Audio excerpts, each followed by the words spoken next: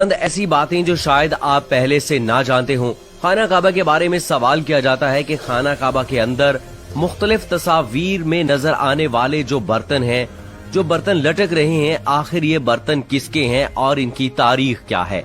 इनकी तारीख न सिर्फ इंतहाई दिलचस्प है बल्कि बहुत सारे लोगों को इनके बारे में मालूम नहीं है। इसके साथ साथ खाना काबा के हवाले से बहुत सारे ऐसे हकायक हैं जो लोग नहीं जानते। इस दुनिया में कोई ऐसी जगह नहीं है जो खाना काबा की तरह मुकद्दस और मरकजी हैसियत रखती हो। ये मकाम सऊदी अरब में वादी हिजाज में वाक़ है। रोजाना हजारों अफराद 24 घंटे खाना काबा का तवाफ करते हैं। खाना काबा की मुकद्दस तस्वीर लाखों घरों की जीनत भी है। आज आपको बताएंगे कि तारीख के आईने में इस जगह को क्या खास मकाम हासिल है और इसके साथ साथ ऐसे हकायक जिनसे आप लोग वाकिफ नहीं है। तो आइए अब चलते हैं अपनी आज की वीडियो की जानिब। खाना काबा जिस तरह से आज हमें नजर आता है ये हमेशा ऐसा नहीं था। हजरत इब्राहीम अलैहिस्सलाम और हजरत इस्माईल अलैहिस्सलाम के दौर में खाना काबा को तामीर किया गया था। वक्त के साथ साथ पेश आने वाली कुदरती आफात और हादसात की वजह से इसको दोबारा तामीर करने की जरूरत पड़ती रही है और मुख्तलिफ औकात में मुख्तलिफ अदवार में इसको तामीर किया जाता रहा है। खाना काबा की दोबारा तामीर का एक बड़ा हिस्सा नबी अकरम सल्लल्लाहु अलैहि वसल्लम की जिंदगी में नबूवत उनको मिलने से पहले ही मुकम्मल हो चुका था। उस वक्त रसूलुल्लाह सल्लल्लाहु अलैहि वसल्लम ने अरब के कबीलों को एक खूनरेज जंग से बचाया था और हजर अस्वद को खाना काबा के अंदर इसकी दीवार में नस्ब करने का फैसला रसूल अकरम सल्लल्लाहु अलैहि वसल्लम ने किया था। खाना काबा की आखिरी मर्तबा तज़ीन व आराइश 1996 में हुई थी। खाना काबा की बुनियाद को मजबूत करके इसकी छत को नए सिरे पर डाला गया था। ये अब तक की आखिरी बड़ी तामीर है जो कि खाना काबा की गई है। दोस्तों, आपको मालूम होना चाहिए कि खाना काबा के 2 दरवाजे और 1 खिड़की हुआ करते थे। दोबारा तामीर किए जाने से कबल खाना काबा का एक दरवाजा अंदर दाखिल होने के लिए और एक दरवाजा बाहर जाने के लिए इस्तेमाल होता था। एक जमाने तक खाना काबा में 1 खिड़की भी हुआ करती थी। खाना काबा की जो शक्ल आज मौजूद है इसमें सिर्फ दरवाजे हैं, खिड़की नहीं, बल्कि खाना काबा के दूसरे दरवाजे को भी बंद कर दिया गया है। खाना काबा के मुख्तलिफ अदवार में मुख्तलिफ रंग भी हुआ करते थे। हम लोगों ने तो खाना काबा को हमेशा से काले रंग ही में देखा है, काले रंग के गुलाफ में लिपटा हुआ देखा है और हम किसी और रंग का तस्वर भी नहीं कर सकते। ये रिवायत अब्बासिद सल्तनत के दौर से चली आ रही है, लेकिन इससे पहले खाना काबा मुख्तलिफ रंग के गुलाफ से ढका रहता था और रंगों में हरा, लाल और सफेद रंग भी शामिल हैं।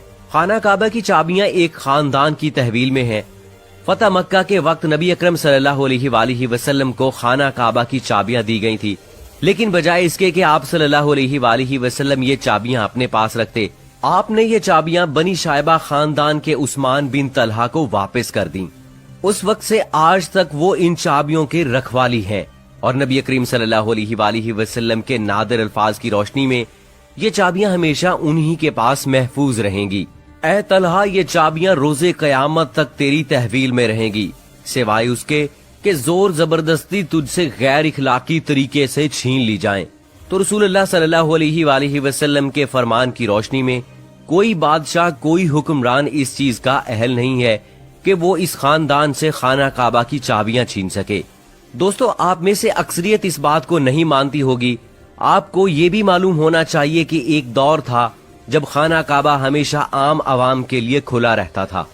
पहले खाना काबा हफ्ते में 2 मरतबा आवाम के लिए खोला जाता था और कोई और भी खाना काबा के अंदर दाखिल होकर इबादत कर सकता था, लेकिन मौजूदा जमाने में जायरीन की तादाद को देखते हुए खाना काबा को अब बंद कर दिया गया है और अब साल में सिर्फ 2 मरतबा खोला जाता है और इसमें सिर्फ खास मेहमान और आला शख्सियात खाना काबा के अंदर दाखिल हो सकती हैं।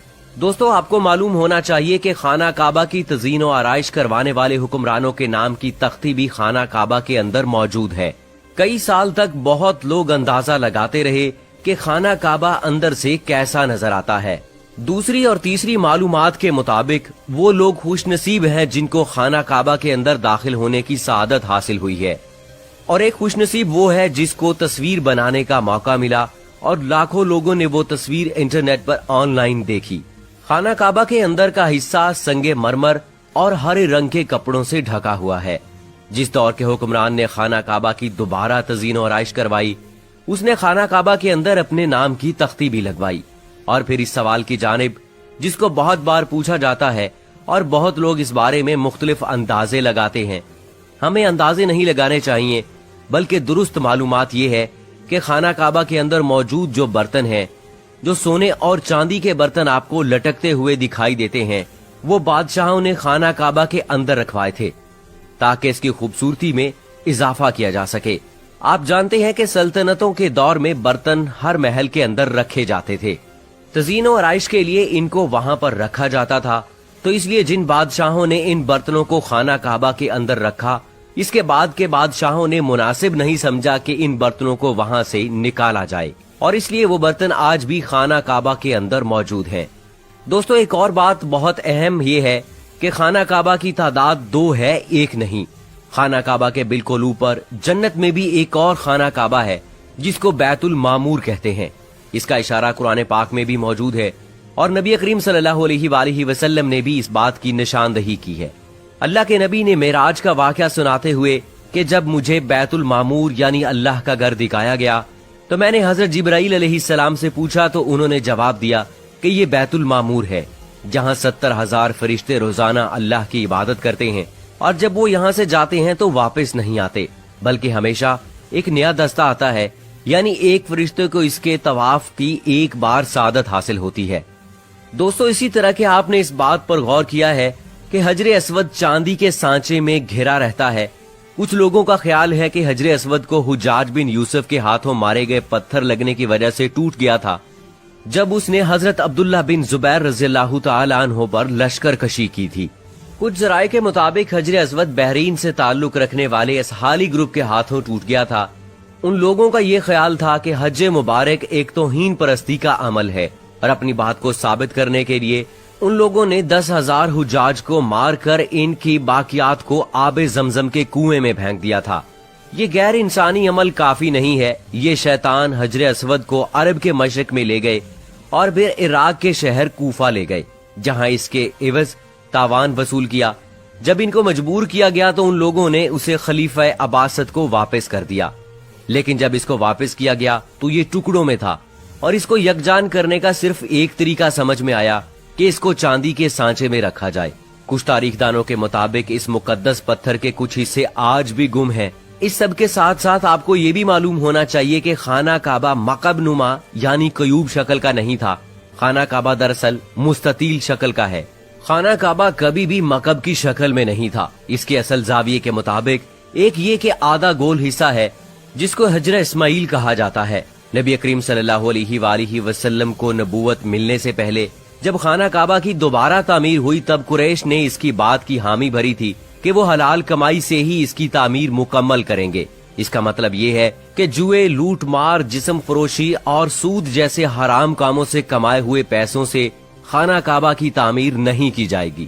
قریش اپنے امیر ترین تجارتی شہر میں ہونے کے باوجود اتنی رقم جمع کرنے میں ناکام ہو چکے تھے کہ خانہ کعبہ کی تعمیر اس کے اصل سائز اور رقبے کے حساب سے کر سکتے۔ انہوں نے خانہ کعبہ کی چھوٹی عمارت تعمیر کی اور اس کی دیواریں مٹی کی اینٹوں سے بنائیں، جس کو حجر اسماعیل کہا جاتا ہے، حالانکہ اس کا حضرت اسماعیل علیہ السلام سے کوئی تعلق نہیں، جو کہ خانہ کعبہ کے حقیقی قطر کی جانب اشارہ کرتی تھی۔ خلیفہ عبداللہ بن زبیر کے دور حکومت میں چند سال کے مختصر وقفے میں خانہ کعبہ اپنی اصلی شکل میں موجود تھا، جس میں نبی اکرم صلی اللہ علیہ وآلہ وسلم نے اسے دیکھا تھا۔ حتیم کا حصہ خانہ کعبہ میں شامل نہیں ہے، اور خانہ کعبہ کا دروازہ اس سے اونچا کیوں ہے؟ اس جواب میں حدیث شریف کے اندر موجود ہے۔ حضرت عائشہ صدیقہ رضی اللہ تعالی عنہا فرماتی ہیں کہ میں نے رسول اللہ صلی اللہ علیہ وآلہ وسلم سے حتیم کے بارے میں جب سوال کیا تو آپ نے فرمایا، جی ہاں، یہ بیت اللہ کا ہی حصہ ہے۔ حضرت عائشہ بیان کرتی ہیں کہ میں نے پوچھا پھر اسے بیت اللہ میں شامل کیوں نہیں کیا گیا؟ تو نبی کریم صلی اللہ علیہ وآلہ وسلم نے جواب دیا کہ تیری قوم کے پاس خرچے کے لیے رقم کم پڑ گئی تھی۔ میں نے دریافت کیا کہ بیت اللہ کا دروازہ اونچا کیوں ہے؟ تو نبی اکرم صلی اللہ علیہ وآلہ وسلم نے جواب دیا کہ تیری قوم نے اسے اونچا اس لیے رکھا تاکہ وہ جسے چاہے بیت اللہ میں داخل کرے اور جسے چاہے داخل نہ ہونے دے، اور اگر تیری قوم نئی مسلمان نہ ہوتی اور ان کے دل اس بات کو تسلیم سے انکار نہ کرتے تو میں اسے یعنی حتیم کو بیت اللہ میں شامل کر دیتا اور بیت اللہ کا دروازہ زمین کے برابر کر دیتا۔ तो दोस्तों, खाना काबा से मुतल्लिक रसूलुल्लाह सल्लल्लाहु अलैहि वालिहि वसल्लम की इस हदीस मुबारका से भी हमें इंतहाई अहम मालूमात मिलती हैं। ये वीडियो इल्मी खजानों से भरपूर इसलिए थी कि इसमें खाना काबा के मुतालिक ऐसे हकायक आपके सामने पेश किए गए जो कि अक्सरियत नहीं जानती है। सो दोस्तों, ये थी हमारी आज की वीडियो।